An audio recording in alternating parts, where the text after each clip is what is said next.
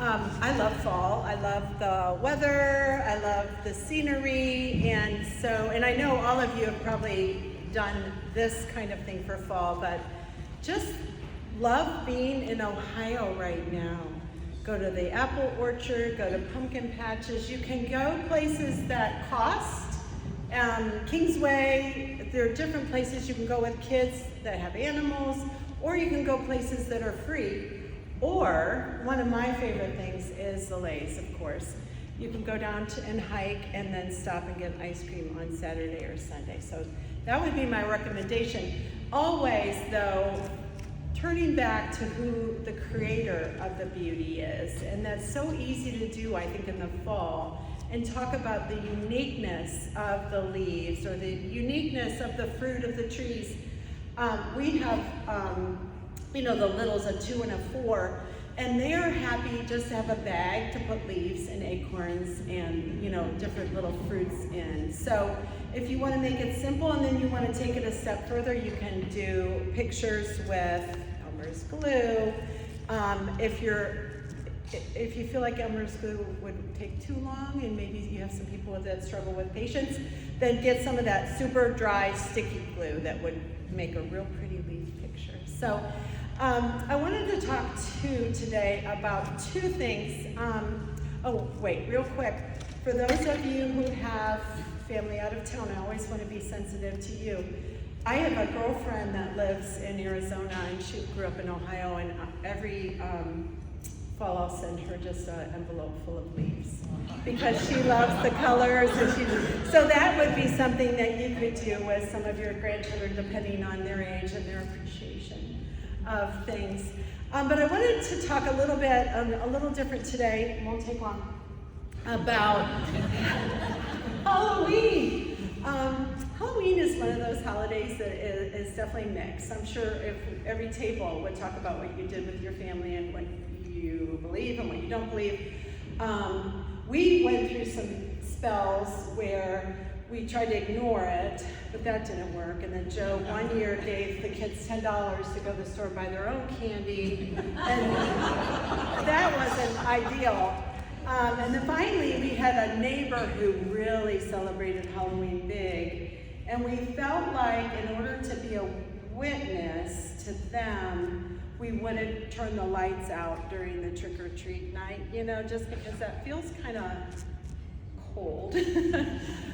So we now, if we're home, embrace giving candy to the kids in the neighborhood and look forward to getting to meet neighbors and just meet their kids.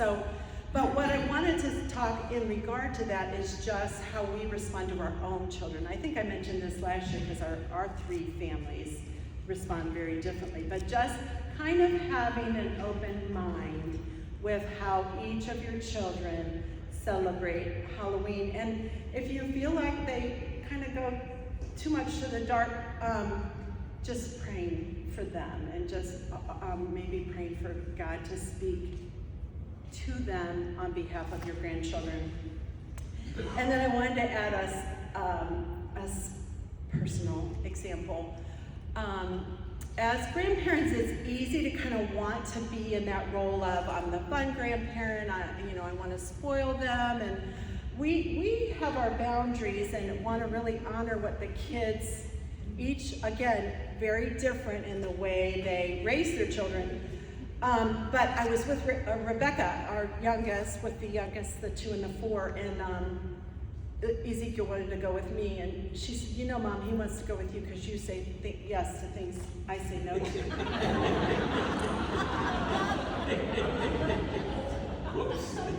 Right.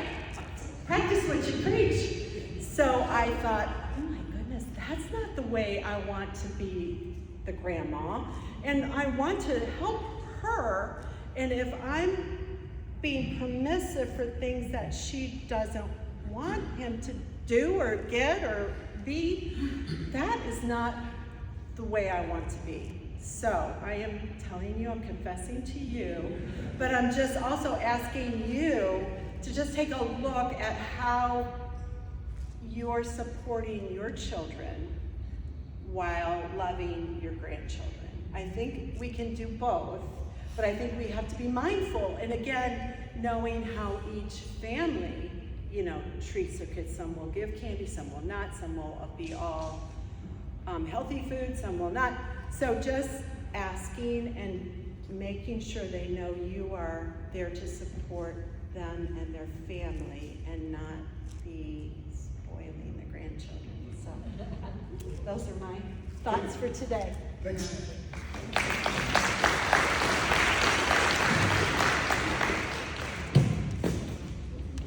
I will say, don't be, even if your kids are health nuts, do not be the grandparent that gives your grandchildren like carrots and celery for Halloween.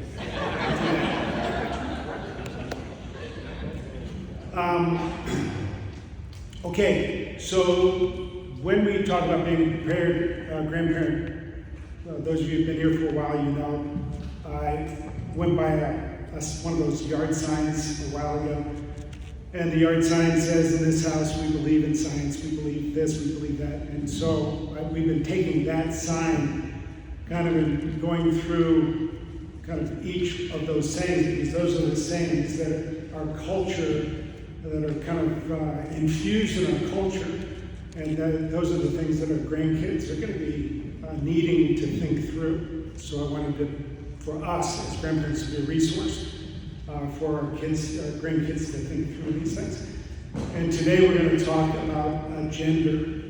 So this is going to be an interesting one. And it's a little more complicated than I had anticipated, but we'll get into it in a minute. Just so you know, too, that you're going to be, our next meeting is going to be November 2nd, and that's before we go to 4 services, so it'll be the same 10 o'clock hour.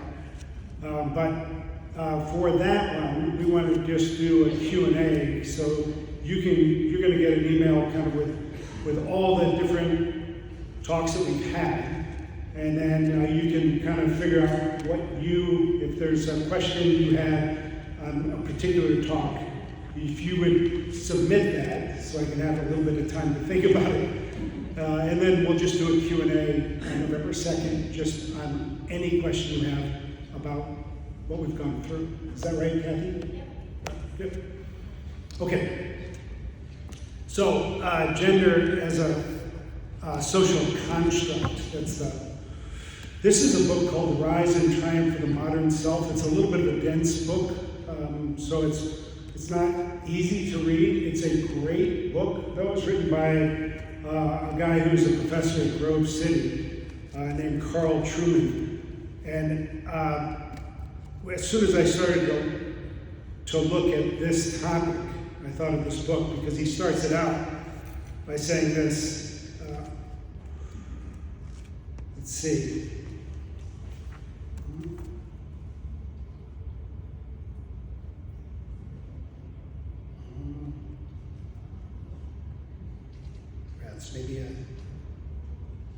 Here it is. The origins of this book lie in my curiosity about how and why a particular statement has come to be regarded as coherent and meaningful. Quote, I am a woman trapped in a man's body. Unquote. My grandfather died in 1994, less than 30 years ago. And yet, had he ever heard that sentence uttered in his presence, I have little doubt that he would have burst out laughing and considered it a piece of incoherent gibberish. And yet today it's a sentence that many in our society regard as not only meaningful, but so significant that to deny it or question it in some way is to reveal oneself as stupid, immoral, or subject to yet another irrational phobia. And those who think of it as meaningful are not restricted to the veterans of college seminars on queer theory or French post-structuralism. They're ordinary people with little or no direct knowledge of the critical postmodern philosophies whose advocates swagger along the corridors of our most hallowed centers of learning. That's the introduction to this book. It's good. A lighter one to read, as we talked about, is The Secular Creed, which is written by Rebecca McLaughlin, who's also a really good writer and apologist. She has a chapter on it. It was not as helpful in preparing for this as The Rise and Triumph of the Modern Self, but this is a 400-page book that would take some time to read probably. So, anyway, I'll give you my 3 points. Where we are, how we got here, and what we can do now. All right, where we are, how we got here, what we can do now. First, where we are. We're at a place right now in our culture where that is an accepted phrase, that somebody can say that I am a transgender person. I am a person that was born a male, but I was born into the wrong body because I'm a female on the inside. It's called gender dysphoria. Gender dysphoria has been around for a while, but for years, when it was first diagnosed, and then for years afterwards, it was primarily a very, very rare thing that most people would, like when I say most, like 99% would grow out of during adolescence. And it was primarily impacted biological males who felt like they were females. About 10 years ago, that script was flipped. And now there are, out of all the transition surgeries that take place, 70% are done on girls transitioning to boys. And that has happened for a number of reasons, probably. But one of them is kind of a social contagion. The other is that girls go through a more awkward stage in adolescence, and now this is one of the solutions to them that's held out to them to say, if you don't feel comfortable in your body as it's changing, it's probably because you are a boy in a girl's body. All right, so that's what's happened. That's kind of where we are now. A couple of things that have been going on that would be good to know is that the momentum for the whole transgender movement has slowed up quite a bit in the last few years.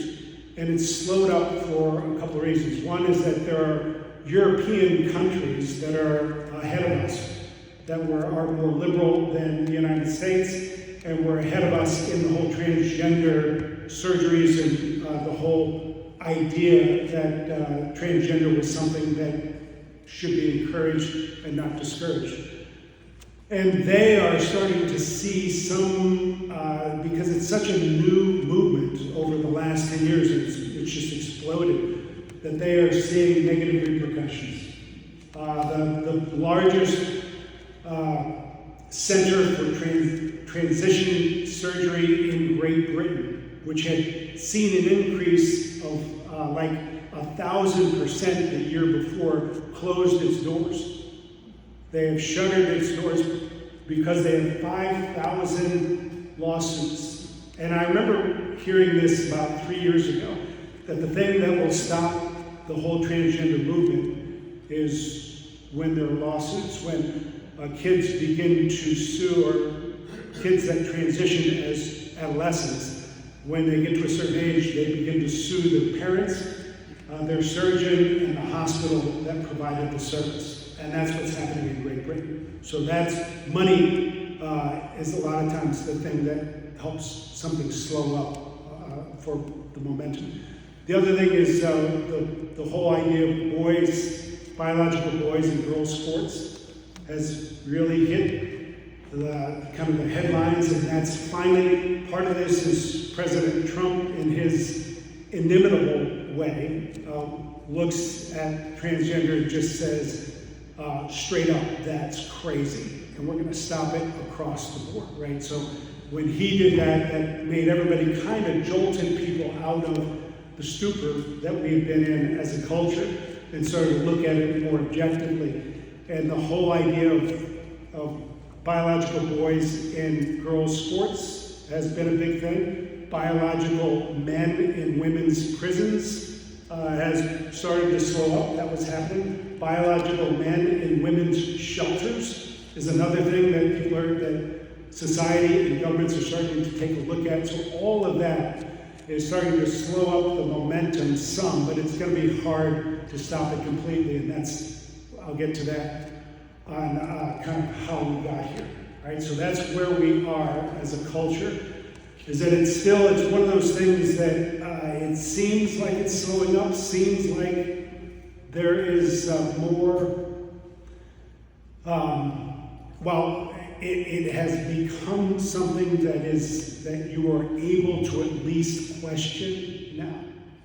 Like 5 years ago, 3 years ago, you were not allowed to even question transgender. Right now, there's a big, I don't know if you've followed it, there's a big case with Colorado of whether counselors are able to counsel a child to not say that they are a boy trapped in a girl's body or a girl trapped in a boy's body, but to try to align their biological sex with their perceived gender.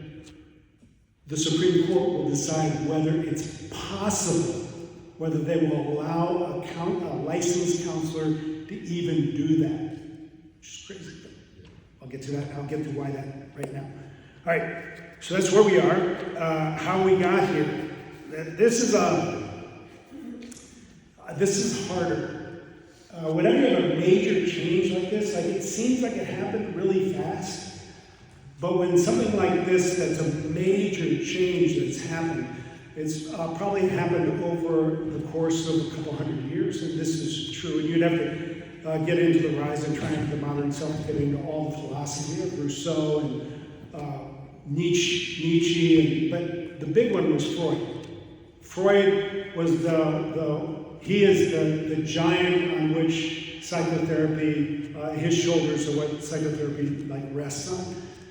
And he was the first one to connect your sexuality with your identity. That your identity is primarily sexual in nature, which is where that all the terms, when you talk to somebody and they say, I am gay, right? They're not just saying that they are same-sex attracted. They're saying, this is my identity. If they say, I am trans, they're saying, this is who I am. This is my identity. Before Freud, that had never been the case. No one would ever have connected their identity to their sexual preference or their sexuality. Now it becomes, it's just common. And that's why when we talked about homosexuality in one of our sessions, I said that one of the things that you would want to get your grandkids to do is if you have a grandchild that says I'm gay, you need to try to say, listen, I want you are more than that. I want you to just get used to saying I'm same-sex attracted. Whenever your kids, your grandkids, see somebody on TV or whatever, anybody that says they're homosexual or they're gay, I would reinforce that. No, what they're saying is they're same-sex attracted. That's different. Your identity, and then that's the first thing, is that Freud connected with sexuality. The second thing is that there has been advancement in technology and surgery.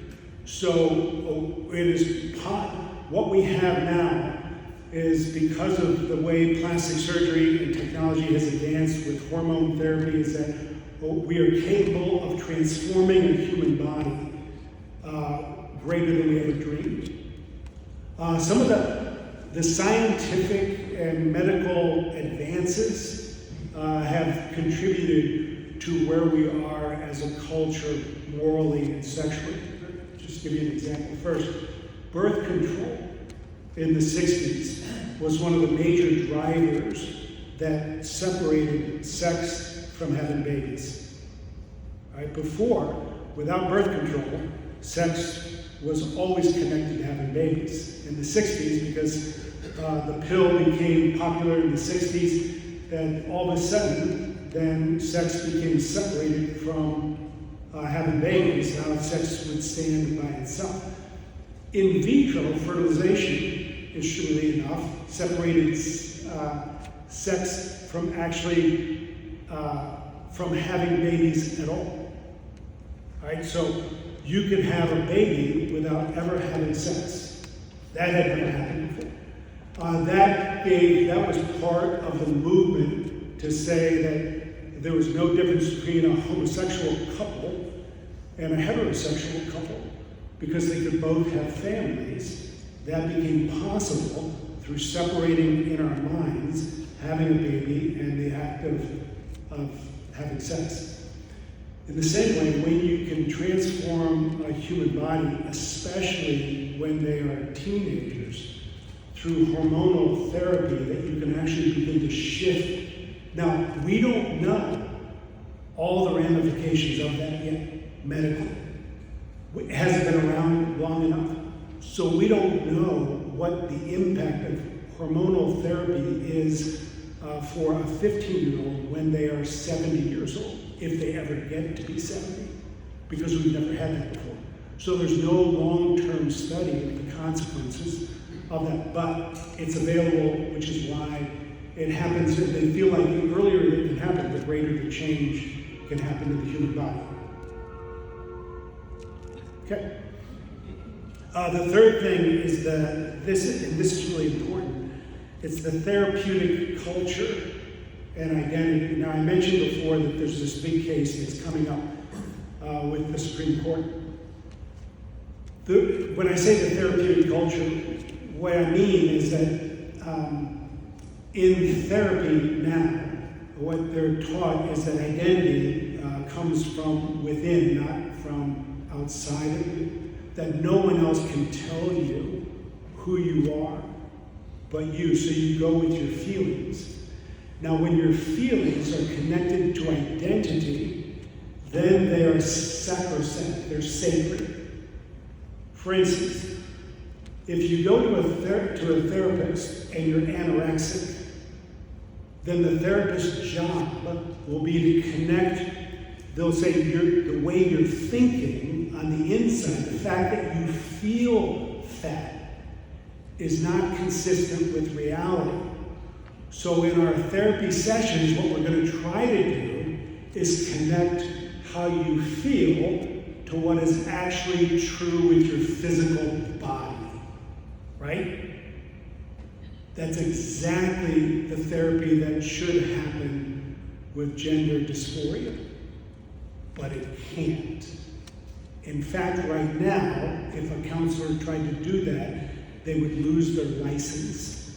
And the reason is because gender is connected to sexuality, which is connected to identity. Right? Anorexia is not an identity, it's considered an illness. And the illness is that your physical body doesn't match up with how you feel about your physical body. What's interesting is that every single cell in a human body screams binary gender. Every single cell, billions upon billions of cells, tells you you are male or female, period. But here, we say, no, you gotta go away from science because identity comes from within you. And your identity is connected with your sexuality. So whatever you feel you are, you really are, and the physical does not match up with reality. Okay, does that all make sense? Kind of? It doesn't make sense, but that's how we got here. All right, now, what do we do now? Okay, I have 5 things to do. The first is that with your grandchildren, I would begin to talk a lot about creation. When Karen and I are with our grandkids and we talk about or we read the Jesus Storybook Bible or anything like that, I would want to start right away telling my grandson Ezekiel, I am so glad God created you. God is the one who made you, and He made you a little boy. And I am so glad that you are. I would start that when they are tiny, because they're going to get a different view. So it seems crazy. I never told my son, I am so glad you're a little boy. And God made every cell inside of you as a boy. You're a boy. Boy. Right? Never even thought about it. Right? Never looked at my daughters if they played with a truck and thought, oh man, maybe, oh, that's the other thing. This is what's fascinating too. Once you take science away and you take God out of the equation, then it opens up. What happens is that if you can't define a man and a woman by their biology, then you have to define them by their stereotype. And that's what's happening over and over. It's crazy. If there's a tomboy, what we used to call a tomboy, a girl that's very athletic or whatever, we now will say, oh, that must mean that you are a boy and you're just trapped in a girl's body. Right? So we end up going with stereotypes instead of with biology, which would have been, I mean, it would have been terrible to do back in the 70s and 80s because we were trying to say, no, stereotypes are wrong. You know, a woman isn't somebody who has an apron and fixes meals every night and kisses her husband. You know, that's not, but you can be whatever you want to be as a woman. But now we've gone back to stereotypes. And, all right, first thing, teach creation. God is the one who makes you. God is the one who defines who you are. Right? And we're so glad God made you a little boy and a little girl. Second thing, teach the doctrine of sin and redemption. That's the square, triangle, square. We have it on one of our walls. That God created a perfect world. There's a brokenness in the world, a brokenness inside of each of us.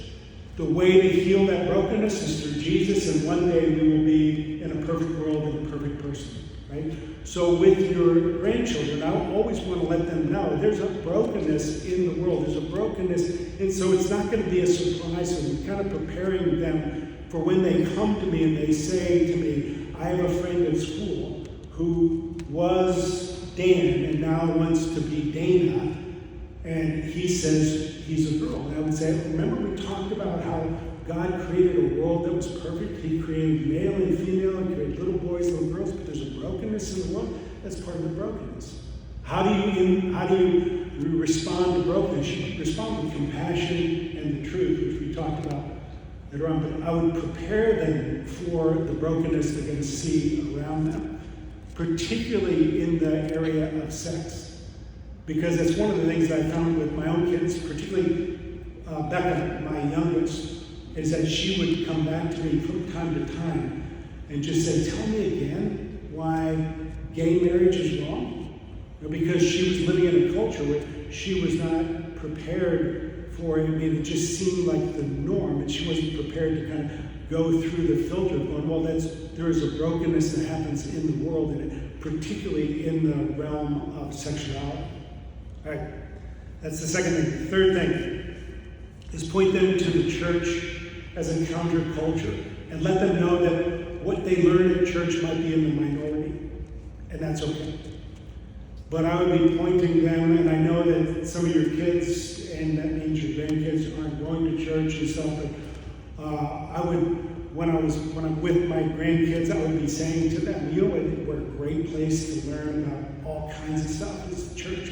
Because a lot of people end up coming to church because their kids want to come to church. Find a church like ours, where the kids programming is amazing. What we're planning to do for kids through Every Minute Matters is very strategic in this area because so many people will, if their kids love coming to church, they'll come. If their kids hate coming to church, they won't come. Fourth thing, I prepare your children, your grandchildren for the confusion of adolescence, particularly girls.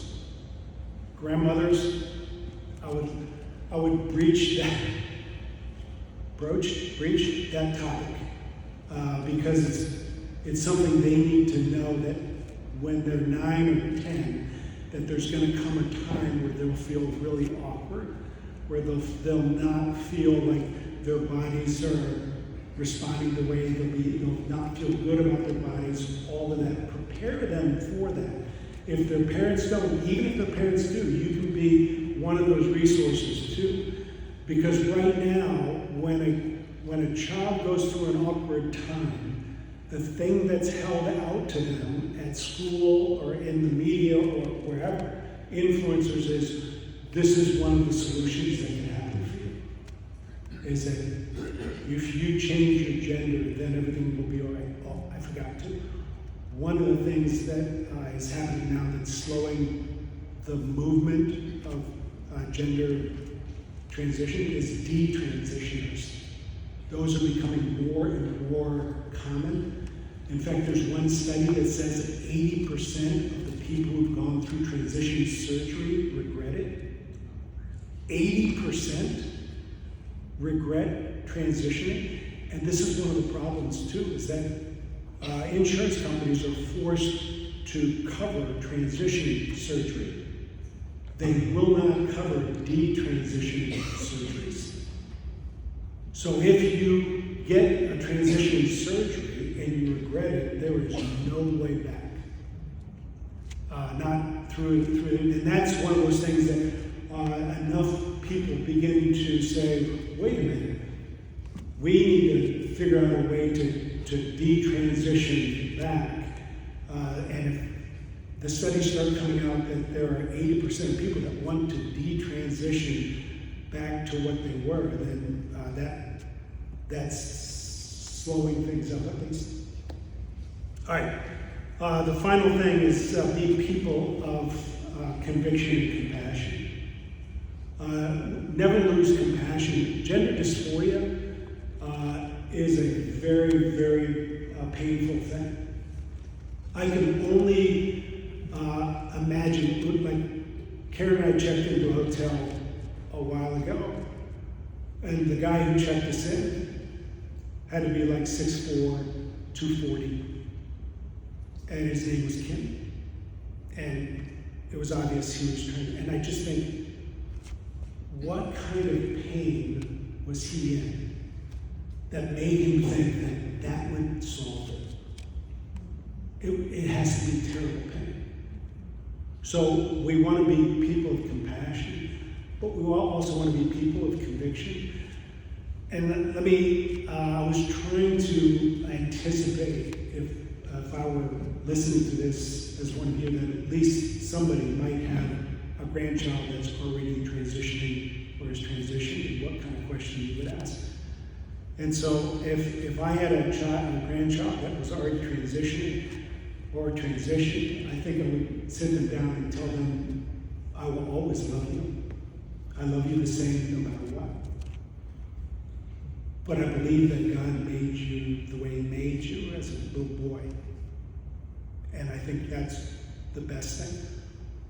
But you've decided not to. That's okay. I'm still gonna love you. But when they say you have to call me Kim instead of Ken, I would say, okay, you're not comfortable with me calling you Ken, and I'm not comfortable calling you Kim. Let's pick out a nickname that I can call you. And when I call you that nickname, I want you to remember that I love you and God loves you. That's what I want to go through your mind. So that's probably the way I would try to handle that, but it's very, very difficult. I get it. If when somebody who you love has transitioned and you see that it hasn't really worked for them, and that's the other thing too, treat it as something else, where I would say, if you ever decide that it hasn't worked, it hasn't done what you hoped it would do, I just want you to know you can always come to me. You can always come to me. And then you can be the one that tries to talk it through with them. All right?